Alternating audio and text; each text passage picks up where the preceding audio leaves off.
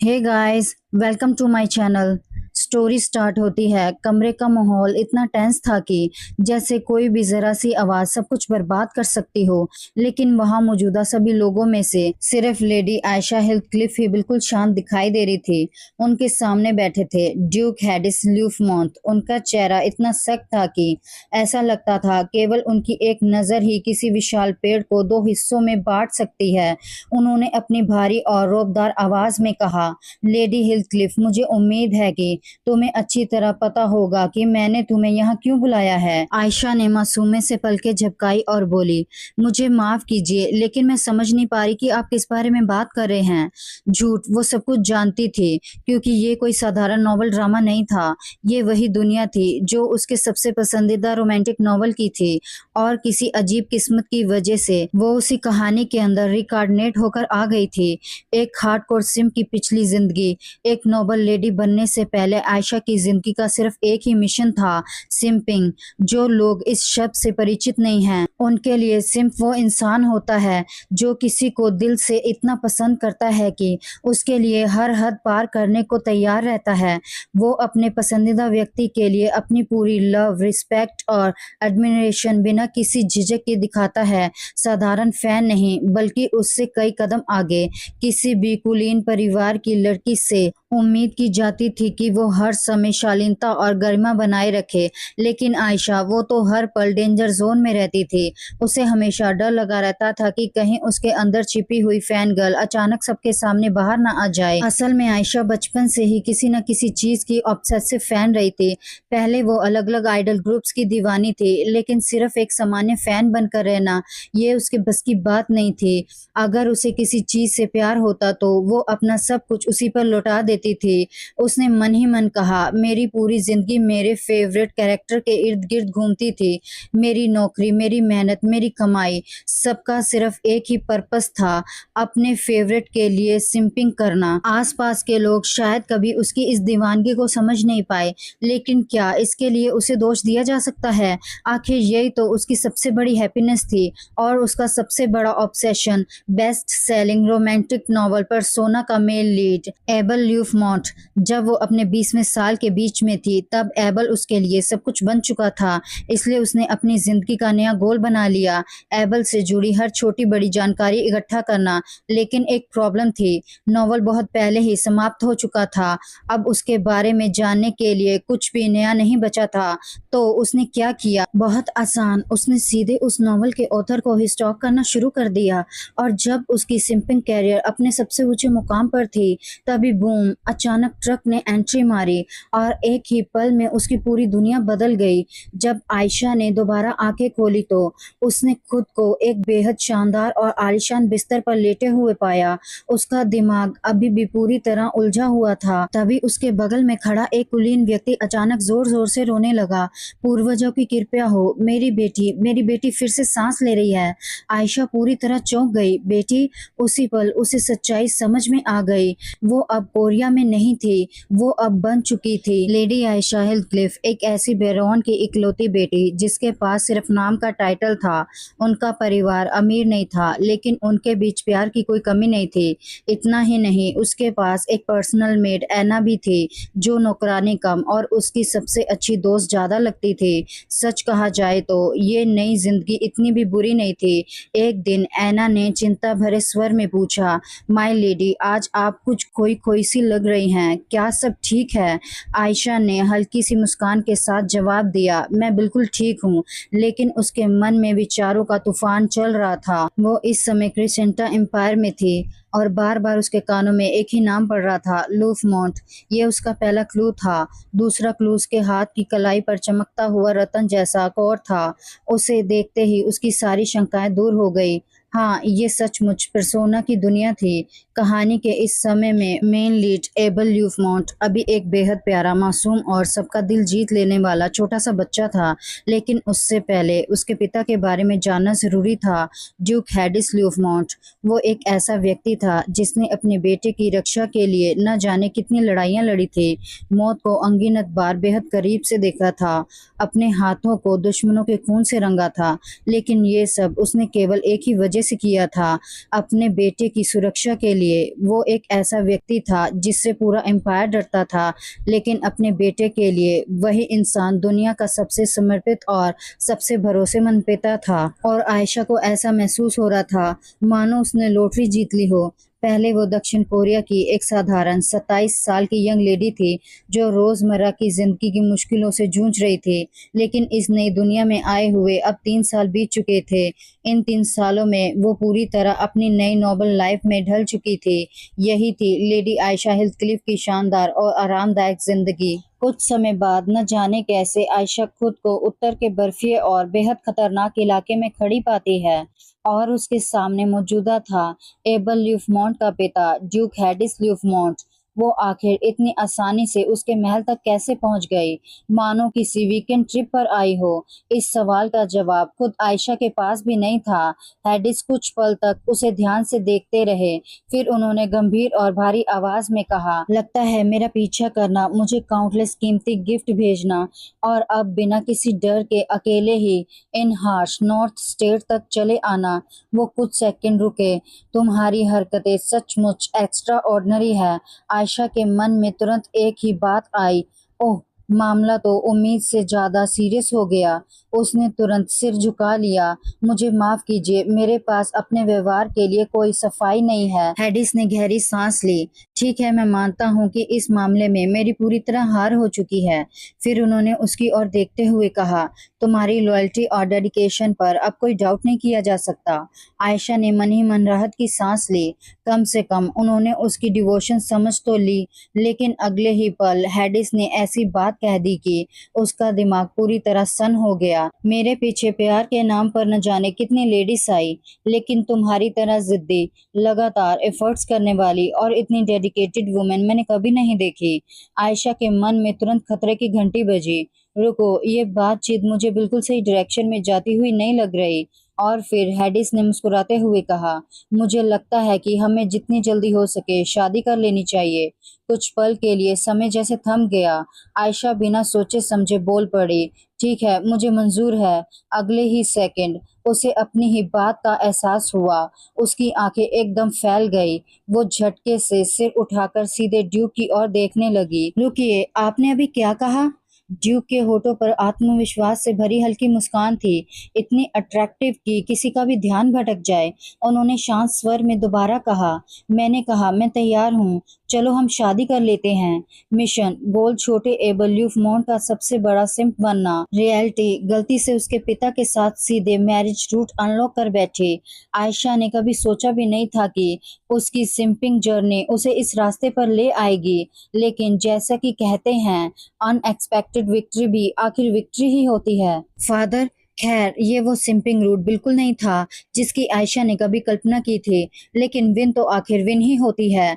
N Ayesha के बाल संवारते हुए उत्साह से बोली, माय लेडी, क्या आप सचमुच ड्यूक लूफमॉन्ट से शादी करने वाली हैं? आखिर शादी कोई छोटी बात तो नहीं होती। आयशा ने तुरंत उस बात को बीच में ही रोक दिया। तुम्हारा दिमाग तो नहीं खराब हो गया? सिर्फ इसलिए कि मैं एबल की फैन हूँ, इसका मतलब ये तो नहीं कि मैं किसी ऐसे आदमी से शादी कर लूं जिसे मैं मुश्किल से ही जानती हूँ। उसका नाम और उसका चेहरा छोड़कर मुझे उसके बारे में कुछ भी नहीं पता। लेकिन एन हमेशा की तरह पूरी प्रैक्टिकल थी। वो मुस्कुराकर बोली, माय लेडी, जरा हकीकत भी देखिए, आप मैरिज की आइडल एज भी पार कर चुकी हैं। उसने पूरी कोशिश की कि उसकी बात कम से कम हार्श लगे। फिर वो उत्साह से बोली, और ड्यूक लूफमॉन्ट वो बेहद अमीर है, बेहद अट्रैक्टिव हैं और पूरे एम्पायर के सबसे पावरफुल लोगों में से एक हैं। हमारे छोटे से हिल्सक्लिफ बैरोनी को ऐसा रिश्ता मिलना किसी चमत्कार से कम नहीं है। ये तो सचमुच लाइफ टाइम जैकपॉट है। आयशा का चेहरा उतर गया। उसे देखकर एन घबरा गई। मुझे माफ कीजिए माय लेडी, मेरा आपको सेट करने का इरादा नहीं था। आयशा ने हल्की मुस्कान के साथ सिर हिलाया। नहीं, कोई बात नहीं, तुम गलत भी तो नहीं कह रही हो एन। आयशा को लूफमॉन्ट डची आए हुए 1 वीक और 4 दिन हो चुके थे। इतने दिनों तक सोच विचार करने के बाद ड्यूक हैड्स आखिर एक कंक्लूजन पर पहुंचे। लेडी आयशा एक ऑब्सेसिव स्टॉकर है। उसके हिसाब से यही सबसे रिलेशनल आंसर था। उन्हें पूरा यकीन हो गया था कि आयशा उनसे पागलों की तरह प्यार करती है। जब आयशा ने ये कंक्लूजन सुना तो वो हैरानी के मारे लगभग अपनी ही सांस से घुटने लगी। उसने मन ही मन कहा, ये आदमी तो पूरी तरह नार्सिसिस्ट निकला। हालांकि अगर पूरी सिचुएशन पर नजर डाली जाए तो उसकी सोच पूरी तरह फूलिशनेस भी नहीं थी। लेकिन शादी नहीं, ये तो बिल्कुल नहीं होने वाला था। आखिर ड्यूक हैडिसन के पास किसी भी चीज की कमी नहीं थी। वेल्थ बेहिसाब, पावर सबसे ज्यादा, इन्फ्लुएंसेस, पूरे एम्पायर में उनका नाम चलता था। वो ल्यूफ मोंडची के हेड थे, जो पूरे एम्पायर का सबसे प्रेस्टिजियस डची माना जाता था। अगर वो चाहें तो आयशा को उसकी हरकतों के लिए कड़ी सजा भी दे सकते थे, लेकिन उसे सजा देने की बजाय उन्होंने शादी का प्रस्ताव दे दिया। आयशा जितना सोचती उतना ही उलझती जाती। क्या ये आदमी सच में ठीक है या फिर पूरी तरह पागल हो गया है? फिर अचानक उसके दिमाग में एक और अजीब सा ख्याल आया, कहीं ऐसा तो नहीं कि उन्हें पहले से ही मुझ पर क्रश था। वैसे ये सोच पूरी तरह इम्पॉसिबल भी नहीं थी। आखिर वो भी बेहद खूबसूरत थी। लेकिन एन ने बिना एक पल गवाए उसकी कल्पना पर पानी फेर दिया। माय लेडी, मुझे तो ये बिल्कुल पॉसिबल नहीं लगता। आयशा ने उत्सुकता से उसकी तरफ देखा। ऐसा क्यों? एन ने पूरी गंभीरता से जवाब दिया, मुझे लगता है आपकी बेमिसाल डेडिकेशन देखकर ड्यूक सचमुच इमोशनल हो गए होंगे। शायद इसी वजह से उन्होंने शादी का प्रपोजल दिया। इसके अलावा काफी समय से ये अफवाह भी चल रही है कि इतने बड़े डची में आज तक कोई डचेज नहीं है। लोगों को ये बात हमेशा अजीब लगती रही है। आयशा ने धीरे से सिर हिलाया। एना की बात में दम था। इतने रेपुटेटेड ल्यूफमोंट डची में अगर घर की ऑनर ही ना हो तो लोगों के सवाल उठना बिल्कुल स्वाभाविक था। आयशा ने गहरी सांस ली, लेकिन अगले ही पल उसका ध्यान फिर उसी नॉवल की कहानी की ओर चला गया जिसका फ्यूचर वो पहले से ही जानती थी। असल में ड्यूक हैडिस की पहली मुलाकात एबल से बैटलफील्ड में हुई थी। वहां उन्होंने एबल का एक्स्ट्रा ऑर्डिनरी टैलेंट और अमेजिंग एबिलिटी अपनी आंखों से देखी। उसी पल उन्होंने मन ही मन फैसला कर लिया, यही लड़का मेरा सक्सेसर बनेगा। लेकिन जरा सोचिए, पूरे एम्पायर के सबसे पावरफुल डची का सक्सेसर किसी ऐसे अनाथ बच्चे को बना देना जिसका कोई नाम, परिवार या पहचान ना हो, ये बात भला कौन आसानी से स्वीकार करता। जाहिर है पूरी नोबिलिटी इस फैसले का विरोध करने लगी। तभी सभी की आवाज हमेशा के लिए बंद करने के लिए ड्यूक हैडिस ने एक चौंका देने वाली अनाउंसमेंट कर दी, एबल मेरा अपना बायोलॉजिकल सन है। बस एक ही अनाउंसमेंट के साथ एबल ऑफिशियली ल्यूफमोंट डची का यंग सक्सेसर बन गया। शुरुआत में किसी की हिम्मत नहीं हुई कि ड्यूक की बात पर सवाल उठा सके, लेकिन एक बहुत बड़ी प्रॉब्लम अब भी बाकी थी। डचेस की कुर्सी अब भी खाली थी, और जब माँ का कोई नाम सामने नहीं आया तो पूरे एम्पायर में तरह तरह की अफवाहें फैलने लगी। ज्यादातर लोगों का यही मानना था कि एबल ड्यूक की नाजायज संतान है। आयशा ने मन ही मन सोचा, सच कहूँ तो ड्यूक की ये कहानी कहीं ज्यादा भरोसेमंद लगती है, बजाय इसके कि उन्होंने किसी अनजान अनाथ बच्चे को बैटलफील्ड से उठाकर अपना सक्सेसर बना लिया। लेकिन ड्यूक का पूरा सपोर्ट मिलने के बावजूद एबल कभी भी नोबल्स की तिरस्कार भरी नजरों से नहीं बच पाया। ड्यूक उसे जितना भी प्यार करते, दूसरों की नजरों में वो हमेशा एक बाहरी इंसान ही रहा। उसे बचपन से ही लोगों की नफरत, ताने और फुसफुसाहटों के बीच बड़ा होना पड़ा। शायद इसी वजह से एबल अपनी उम्र से कहीं पहले ही समझदार और गंभीर बन गया। लेकिन सबसे बड़ी प्रॉब्लम अभी भी वही थी, डचेस की खाली जगह। ड्यूक हैडिस अपने फैसले पर अड़िग थे। अपने सभी वेसल्स और बड़े बड़े नोबल फैमिली के प्रेशर के बावजूद उन्होंने साफ कह दिया था, ल्यूफमोंट डची का इकलौता सक्सेसर सिर्फ एबल होगा। यही वजह थी कि उनके बराबर हैसियत वाले किसी भी नोबल फैमिली ने अपनी बेटी का रिश्ता भेजना सही नहीं समझा। आखिर अगर उनके बच्चों को कभी असली सक्सेसर बनने का अधिकार ही नहीं मिलेगा तो ऐसी शादी का क्या फायदा? बेशक इसका मतलब यही नहीं था कि कोई भी शादी नहीं करना चाहता था। ल्यूफमोंट परिवार की प्रतिष्ठा और ताकत देखकर न जाने कितनी महिलाएं डचेस बनने का सपना देखती थी, लेकिन ड्यूक के वेसल्स उन सभी प्रपोजल को बिना सोचे समझे ठुकरा देते। उनके लिए नोबल सोसाइटी के बाहर का कोई पर्सन इस पद के लायक नहीं था। इतने प्रेशर के बावजूद ड्यूक हैडिस ने कभी शादी नहीं की। आयशा को लगा शायद आगे चलकर किसी दिन डचेस की ये खाली जगह भर ही जाएगी, लेकिन जिस नॉवल की कहानी को वो पहले से जानती थी उसमें ऐसा कभी नहीं हुआ, क्योंकि आखिर में ड्यूक हैडिस की किस्मत में सिर्फ एक चीज लिखी थी, मृत्यु। एबल के 11वें जन्मदिन पर वही इंसान जिसने बचपन से उसकी प्रोटेक्शन की, उसकी परवरिश की, अपने बेटे को बचाने के लिए अपनी जान कुर्बान कर दी, यही थी एक समर्पित पिता के आखिरी सेक्रीफाइस की भावुक कहानी। एन के बार बार पुकारने पर आयशा अपनी यादों से बाहर निकलते हुए एन की तरफ देखती है और एन आयशा के करीब झुकते हुए सहज अंदाज में एक और बात कहती है, वैसे मैंने एक अफवाह सुनी है कि ड्यूक लूफमॉन्ट कई सालों से किसी वुमन से प्यार करते हैं। आयशा की आंखें हैरानी से फैल गई। सच में? आयशा ने उत्सुकता से उसकी तरफ देखा। एन ने सिर हिलाते हुए कहा, हाँ, लेकिन कोई नहीं जानता कि वो महिला कौन है। अगर ड्यूक ने आज तक उसे डचीज नहीं बनाया तो शायद वो गिरी हुई नोबल रही होगी या फिर साधारण कॉमनर। थोड़ा रुककर वो मुस्कुराई और बोली, ये सिर्फ मेरा अंदाजा है, लेकिन क्या आपको नहीं लगता कि शायद वही यंग मास्टर एबल की असली माँ हो सकती है? ये सुनकर आयशा बिल्कुल शांत रही, क्योंकि वो सच्चाई पहले से जानती थी, इसलिए उसने कुछ भी नहीं कहा, लेकिन मन ही मन वो थोड़ा चिढ़ गई। एक तरफ तो कहते हैं कि वो किसी और औरत से प्यार करते हैं और दूसरी तरफ मेरी डेडिकेशन देखकर मुझसे शादी करने की बात करते हैं। आयशा ने गहरी सांस ली। सच में इस आदमी के दिमाग में आखिर चल क्या रहा है? अगर सच में ड्यूक ऐसा ही सोचते हैं तो ये वाकई बहुत अजीब और परेशान करने वाली बात है। आयशा ने आखिर अपना फैसला कर लिया, ये शादी हर हाल में रद्द करनी होगी। वो अपनी पूरी जिंदगी इस अजीब रिश्ते में बर्बाद करने वाली नहीं थी, चाहे सामने वाला इंसान पूरे एम्पायर का सबसे पावरफुल ड्यूक हैडिस ही क्यों ना हो। कुछ देर बाद वो ड्यूक के ऑफिस के बाहर पहुंची और धीरे से दरवाजा खटखटाया। अंदर से उसकी गंभीर आवाज सुनाई दी, अंदर आइए। आयशा कमरे में दाखिल हुई। ड्यूक ने उसकी तरफ एक बार भी नजर नहीं उठाई। वो पूरी तरह अपने काम में डूबे हुए थे। उन्हें देखकर आयशा एक पल के लिए झिझकी, लेकिन फिर सीधे मुद्दे पर आ गई। वो उनकी होने वाली शादी के बारे में बात करने आई थी। ड्यूक बिना सिर उठाए ही बोले, मैं भले ही व्यस्त हूँ, लेकिन अपने होने वाली दुल्हन के लिए थोड़ा समय निकालना मेरे लिए मुश्किल नहीं है, इसलिए माफी मांगने की कोई जरूरत नहीं। आयशा ने खुद को शांत रखने की कोशिश की। उसने दोनों हाथों से अपना टी कप थाम लिया। चाय की ओर देखते देखते उसका ध्यान अचानक टी लीफ पर चला गया। ये चाय, क्या ये मेरे घर वाले इलाके से मंगवाई गई है? नॉर्थर्न स्टेट की तो नहीं लग रही। कहीं ड्यूक ने मेरी पसंद का ध्यान तो नहीं रखा।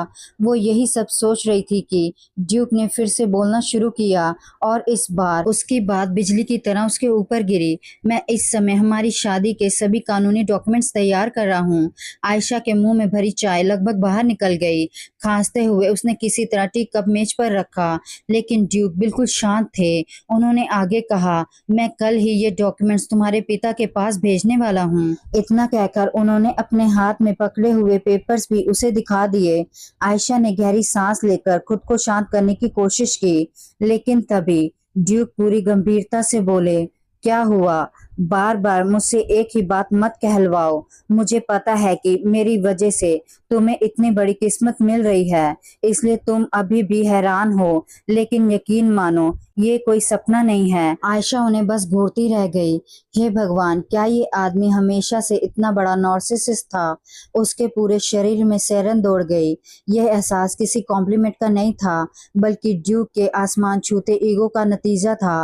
वो अभी अपनी बात शुरू भी नहीं कर पाई थी कि धड़ाम, पीछे का दरवाजा जोर से खुल गया। एक मासूम बच्चे की आवाज पूरे कमरे में गूंज उठी, फादर। आयशा इतनी बुरी तरह चौंक गई कि उसका टी कप गिरते गिरते बचा। हे भगवान, आपने तो मुझे डरा ही दिया। ड्यूक ने नाराज होकर दरवाजे की तरफ देखा।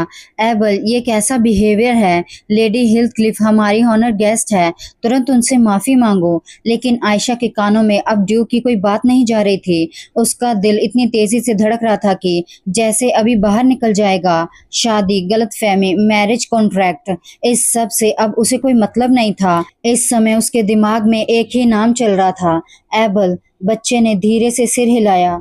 ओह, मुझे पता नहीं था कि यहाँ कोई गेस्ट है। मुझे माफ कर दीजिए। आयशा ने गहरी सांस ली, फिर धीरे धीरे उसकी तरफ मुड़ी।